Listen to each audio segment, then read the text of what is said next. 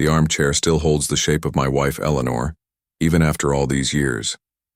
I see it sometimes, the faint impression in the worn leather, as if she only just stood up to put the kettle on.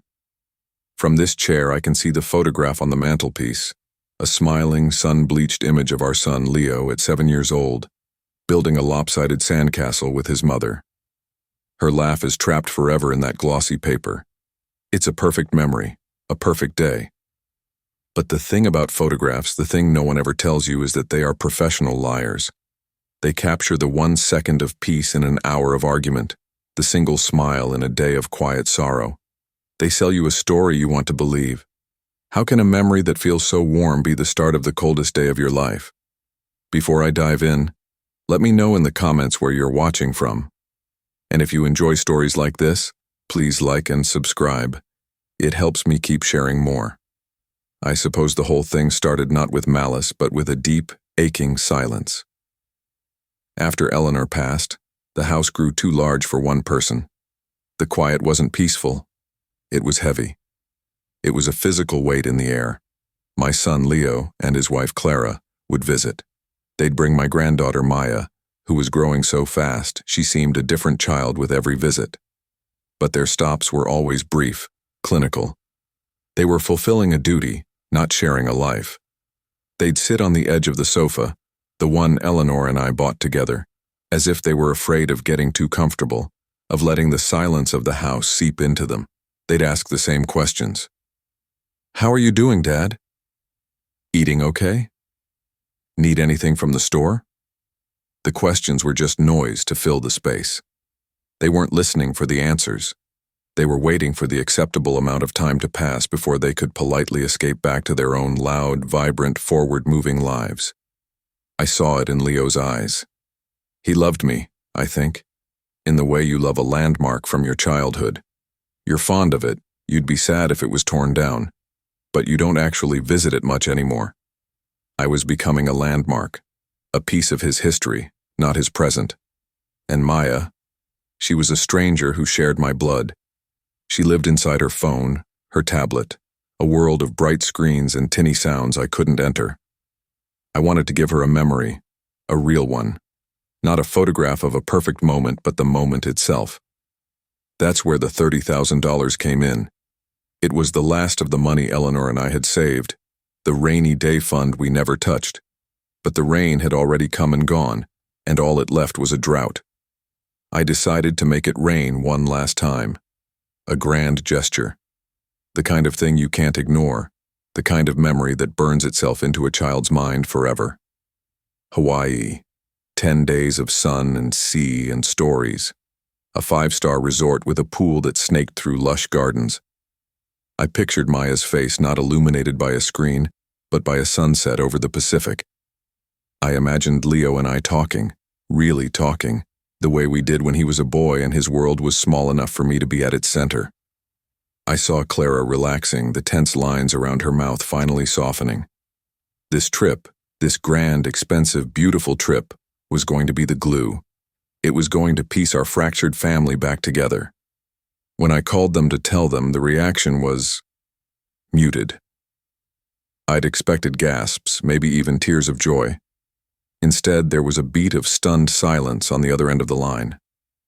"Dad, that's incredibly generous," Leo said, his voice tight. I could hear Clara whispering in the background, sharp and indistinct like an insect buzzing. "It's all taken care of," I said, my voice booming with a forced cheerfulness I didn't quite feel. "First-class tickets, the best suite they had, all of it. All you have to do is pack." Another pause. Then Clara's voice, smooth as polished glass, came on the line. "Arthur, we're speechless. It's just a lot. A lot." That was the word she chose. Not wonderful, not amazing. A lot. Have you ever ignored that little voice in your gut telling you something is wrong? That little whisper that says they're not happy, they're cornered. I wish I had listened. But I wanted my dream so badly that I chose to hear what I wanted to hear. Leo got back on the phone. "Look, Dad, to make it easier on you, Why don't you transfer the money to my account? I can handle all the bookings from here, the flights, the hotel, the confirmation numbers. I'll just forward you everything. You won't have to worry about a thing.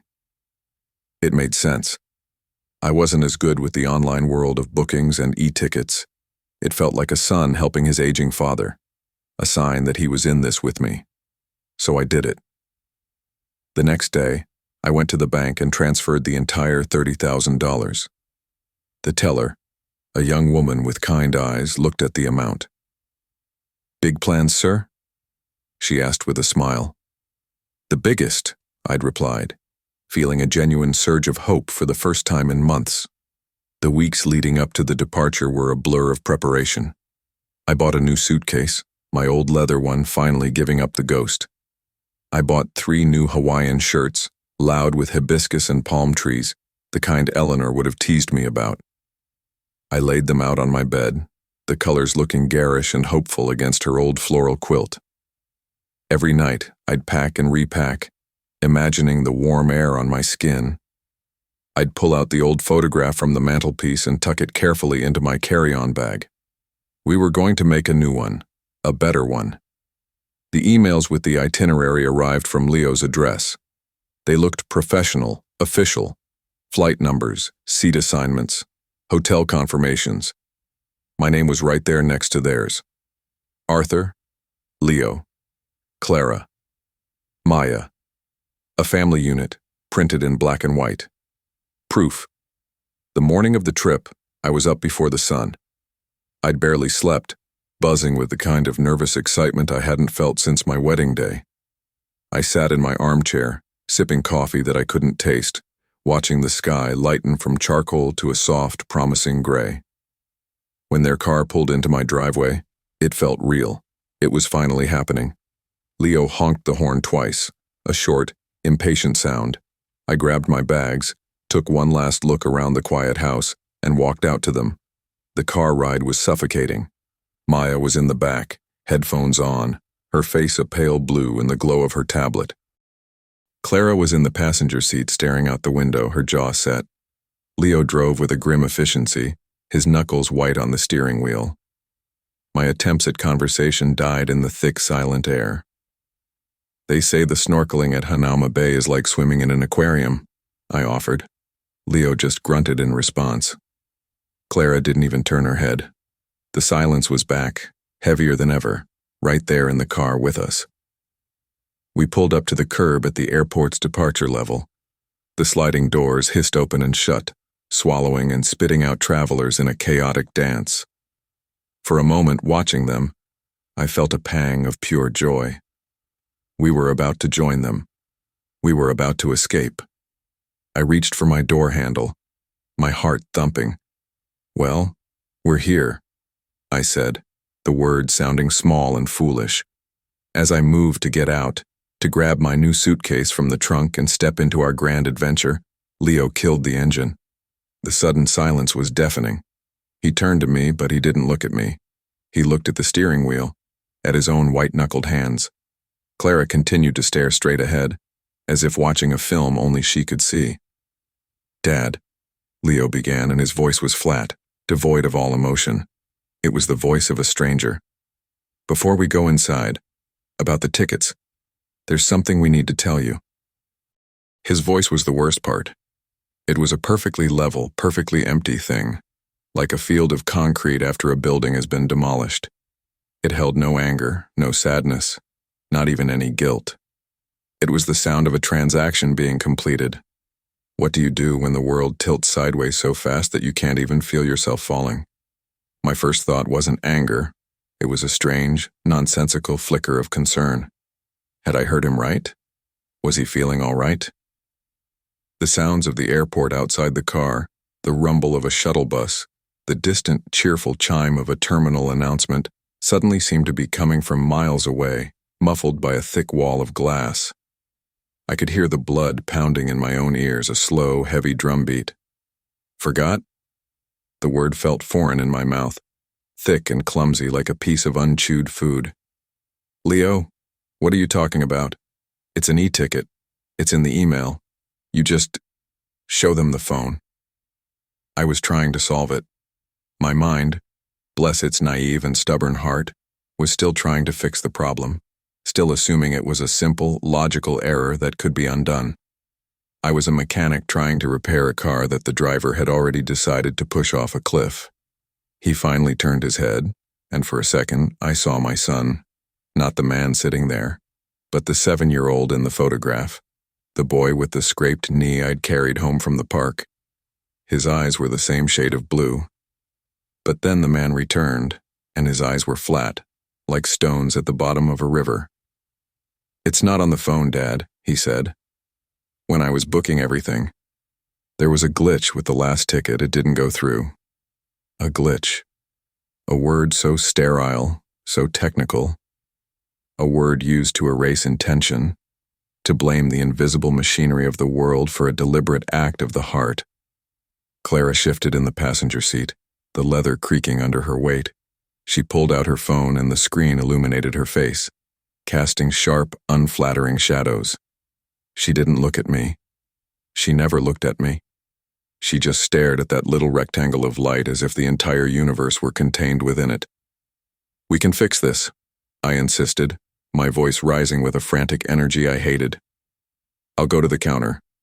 I'll buy a new ticket right now. It doesn't matter what it costs." I was already reaching for my wallet, the worn leather a familiar comfort in my hand. This was just money. The trip, the memory. That was what mattered. I could replace the money. Do you think I was too forgiving here? Still trying to hold on to a dream that was already bleeding out on the car upholstery? It was Clara who spoke next. Her voice, unlike Leo's, was not empty. It was sharp. It was a sliver of ice. "There are no more seats on the flight, Arthur."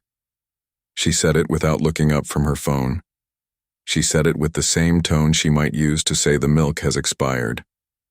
A simple, unchangeable fact.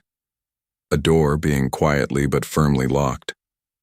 And that's when the concrete in Leo's voice started to make sense. It wasn't the sound of a transaction. It was the sound of a verdict.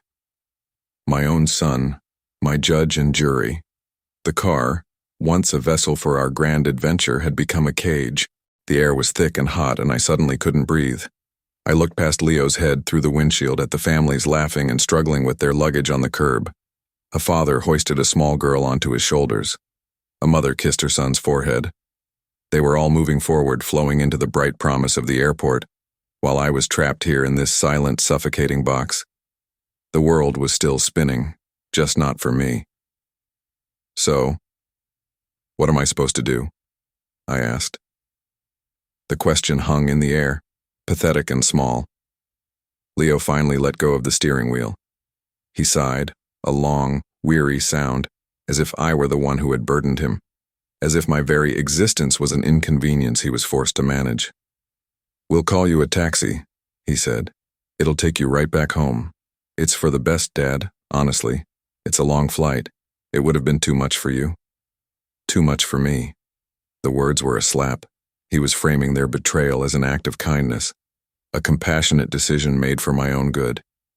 He was erasing me from our family's story and calling it a favor. He was not just leaving me behind. He was telling me I never should have tried to come along in the first place. That was the moment the denial finally shattered, and the cold, hard reality of it all crashed down. They didn't forget. They didn't make a mistake.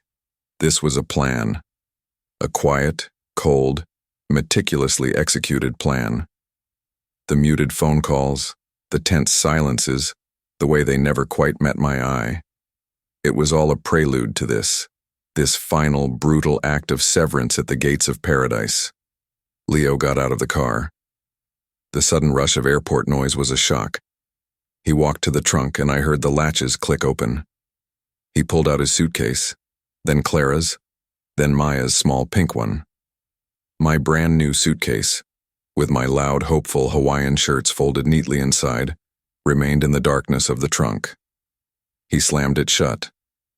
The sound was like a gunshot. A final, definitive end. Clara and Maya got out on the other side. Not a single one of them looked back at me.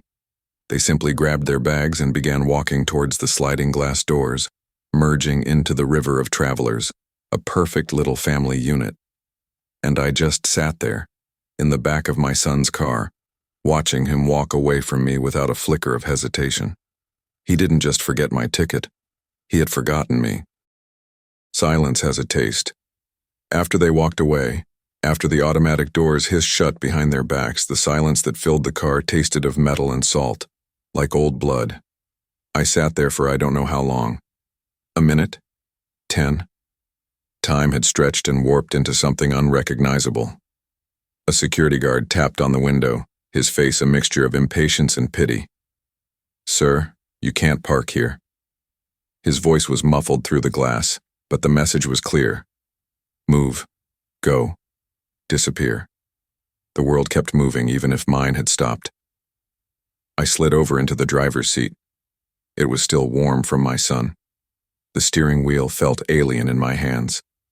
Driving home was like watching a film of someone else's life. The familiar streets looked strange, the houses tilted at odd angles. Every traffic light, every stop sign felt like a personal accusation. I saw a father and son in the car next to me, laughing about something. The boy couldn't have been more than 10. The man's face was creased with such genuine, unguarded joy that I had to look away. A physical pain, sharp and hot, lanced through my chest. Had Leo and I ever looked like that?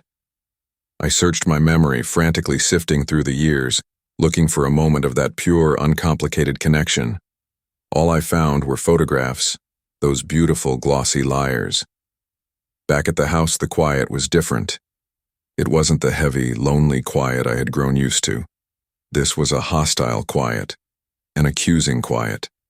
Every object was a monument to my foolishness. The new suitcase sat by the door like a tombstone. My passport and the printed itinerary lay on the kitchen table, a cruel joke. The whole house seemed to hold its breath, waiting for me to break. But I didn't. I walked through the rooms in a daze, touching the furniture, running my hand along the cool wood of the mantelpiece.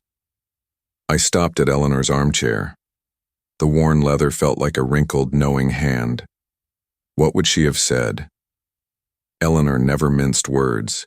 She would have seen through Leo's excuses and Clara's icy silence in a heartbeat. She would have called them. She would have raged. She would have fought for me. But I didn't have her fire. All I had was a hollow, aching coldness. I sank into the armchair, the leather sighing under my weight. I saw it then, propped against the lamp on the end table. It was a framed photo of Maya, one Clara had given me for Christmas. She was smiling, a stiff, practiced smile for the camera, wearing a dress that was too frilly, too pristine. Her eyes, though, were what caught me. They were Clara's eyes, cautious, guarded. There was no real joy in them. Just a child performing the act of being happy. And I realized with a sudden, gut-wrenching clarity that this wasn't just about me.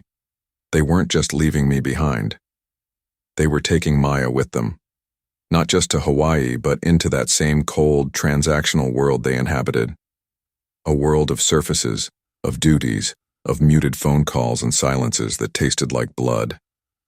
A world without the messy, inconvenient, unconditional love that I had tried to offer. A world where a grandfather's grand gesture wasn't a gift, but a problem to be managed. This trip was never for them. I saw that now. It was for me. A desperate $30,000 attempt to buy my way back into a family that had already written me out of the script. I had tried to build a bridge, and they hadn't just refused to cross it. They had dismantled it from the other side, stone by deliberate stone, and then sent me the bill for the taxi.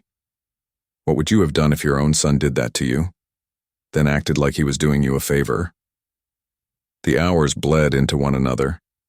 The sun tracked its lazy arc across the sky, casting long shadows through the living room windows. I didn't eat. I didn't move.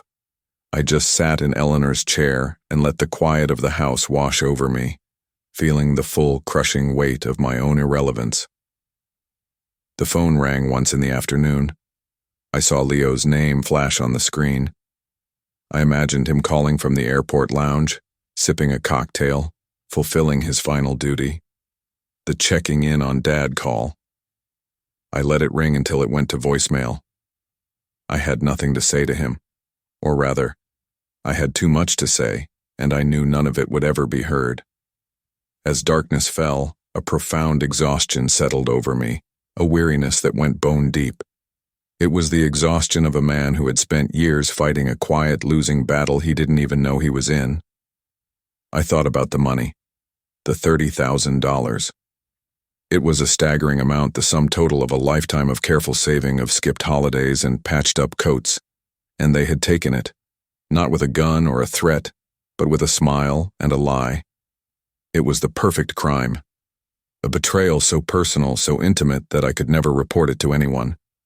Who do you tell when your own son robs you of everything that matters? The coldness was creeping in again, but this time it felt different. It wasn't just sadness, it was something harder, something sharper. I thought of my wife, of her strength, of the fire in her eyes when she defended her family. Maybe I didn't have her fire. But even the coldest embers, if you blow on them gently enough, can sometimes hold a single tiny spark. I closed my eyes, picturing their faces at the airport, turning away from me without a second glance.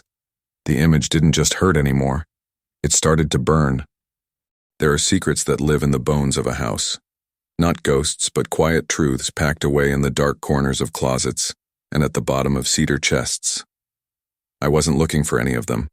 I was simply trying to erase the day, to put things away. I started with my suitcase. I unzipped it, and the smell of new fabric and my ridiculously hopeful Hawaiian shirts filled the air. I folded each one with a slow, deliberate precision, turning the loud, cheerful patterns into neat, quiet squares. I was putting the dream away for good. I put them in the back of Eleanor's closet, behind her winter coats that still smelled faintly of her perfume.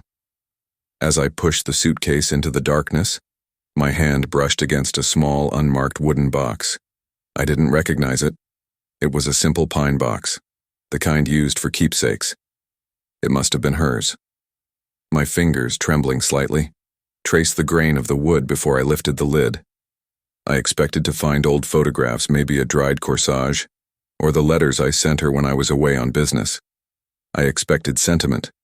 What I found was an inch-thick stack of papers held together by a brittle rubber band.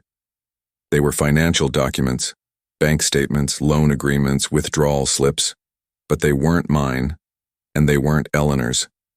The name printed at the top of the first page was Leo's. The address was mine. The dates spanned the last 5 years. Have you ever found something that completely changes the way you see a person you love? One piece of paper that burns your entire shared history to the ground? I sat on the floor of the closet, the faint scent of my wife's perfume mixing with the dusty smell of old paper, and I began to read. The first was a notice from a credit card company, dated 4 years ago. A balance of over $10,000, the interest rate a predatory 28%. I remembered that time. Leo and Clara had come to me, their faces etched with worry. Their car had died, Leo had said. A complete engine failure. He needed $5,000 for a down payment on a reliable family vehicle. He'd sworn he'd pay me back. I gave it to him without a second thought. I saw the withdrawal slip from my own savings account, dated the very next day. And then, stapled to the credit card notice, a receipt. Not from a car dealership. It was from a high-end electronics store, for a home theater system. The numbers didn't match exactly, but the implication was a punch to the gut. The papers told a story, a secret narrative of my own life that had been running just beneath the surface. Each document was a memory, twisted and reformed into something ugly. A $2,000 withdrawal from my account corresponded to the week Maya supposedly needed emergency dental surgery. But here was a bill from a luxury spa retreat in Clara's name, dated 2 days later. A loan application in Leo's name, for a business venture that was a sure thing, which I had co-signed, guaranteeing my own house as collateral. It had been denied.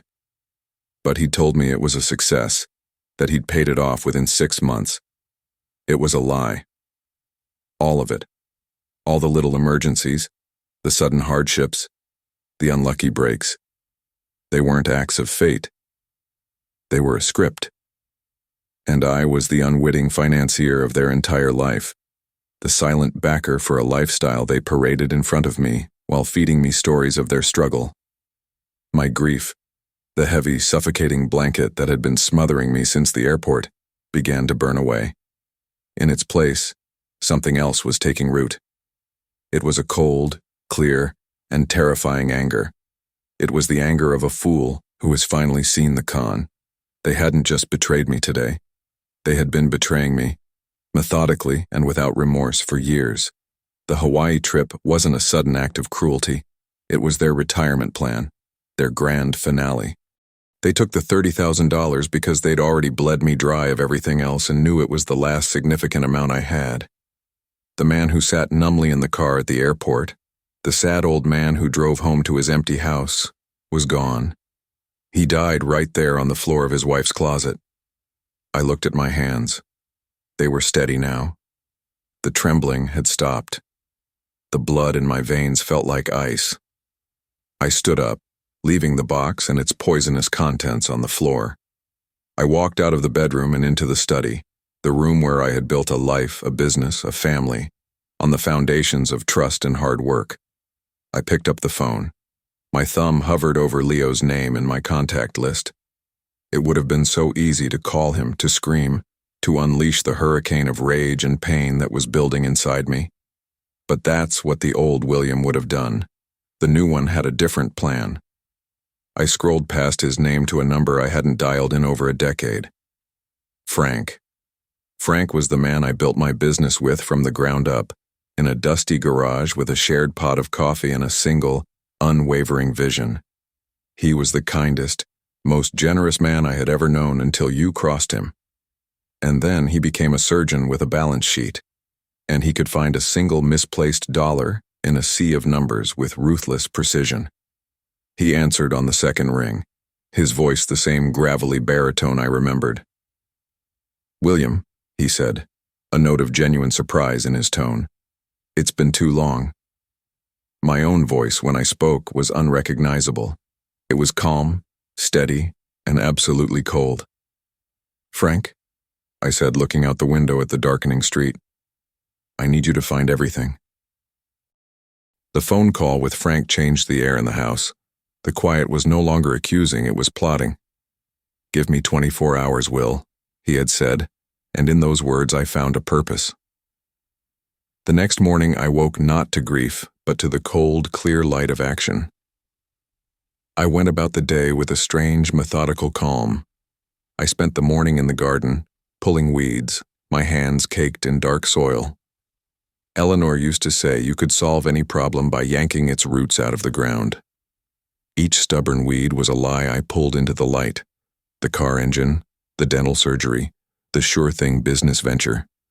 I piled them up, a mound of deceit left to wither in the sun. At precisely 3 o'clock, a courier delivered a thick manila envelope. Frank had been surgical. These weren't copies of old bills from a closet. These were fresh, official documents that told a story of absolute ruin. Leo and Clara weren't just living beyond their means. They were drowning. A foreclosure notice on their house, 3 months behind on payments. The car I'd helped them buy was on the verge of being repossessed. There were documents from a half-dozen payday loan companies, each with a predatory interest rate. They had been living in a house of cards, and my money had been the only thing keeping it from collapsing. Then I saw it. The final document. A purchase agreement from a real estate developer for a new house in an exclusive development 2 states away. A deposit had been made. A deposit of exactly $30,000, dated the day after I transferred the money into Leo's account. The pieces clicked into place with a sickening snap. The Hawaii trip was never real. It was a story, a cover, a cruel piece of theater designed for one purpose: to get that money from me to fund their escape from the financial wreckage of their lives. They weren't sipping cocktails by a pool. They were packing boxes. They were running. The rage I felt the night before was a flickering candle compared to the inferno that now consumed me. This wasn't just betrayal. This was a calculated heist of my life, my trust, and my love, executed by my only son. I thought of the 7-year-old boy in the photograph. He was a ghost.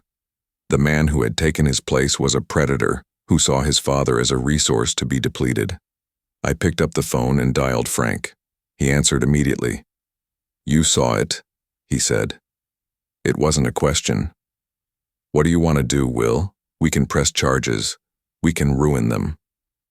I looked at the purchase agreement, at the address of their planned new life. Justice through the courts felt insufficient. It was their kind of solution, loud and messy. My war wasn't about money anymore.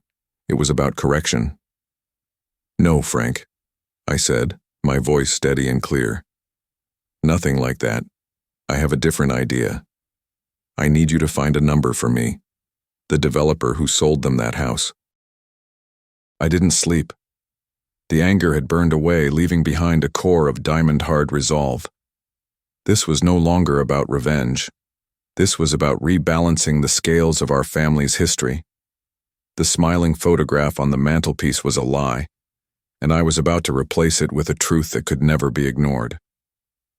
At 9 a.m. sharp, I had the developer's number. His name was Alan. My heart was a steady, rhythmic drum. "Alan," I said, my voice calm and authoritative. "My name is William Miller. I'm calling regarding the deposit my son, Leo, placed on Lot 74. I could hear him shuffling papers. "Ah, yes, Mr. Miller. A pleasure. Your son and his wife are very excited." "There's been a change of plans," I said. "You see, the $30,000 deposit was made with funds from a joint trust account. It required dual signatures for a withdrawal of that size. My signature. Due to a clerical error at our bank, the transfer went through without it. I let the lie settle, clean and corporate. My lawyers have already contacted the bank to reverse the transfer. I imagine the funds will be clawed back from your account by the end of the day. I'm simply calling as a courtesy." The silence on the other end was profound. I don't understand," he stammered. "Your son was so adamant." "My son is an optimist," I said, a hint of weary disappointment in my tone.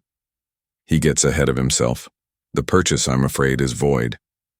I ended the call. I had not raised my voice. I had simply pulled a single critical thread, and I knew their entire tapestry was about to unravel. Then I waited. The first call from an unknown number came an hour later. I ignored it. Then another. A text. "Dad, call me. Emergency." They started coming faster. Leo, Clara, Leo again. They were a frantic storm of incoming calls. 10, 20, 50.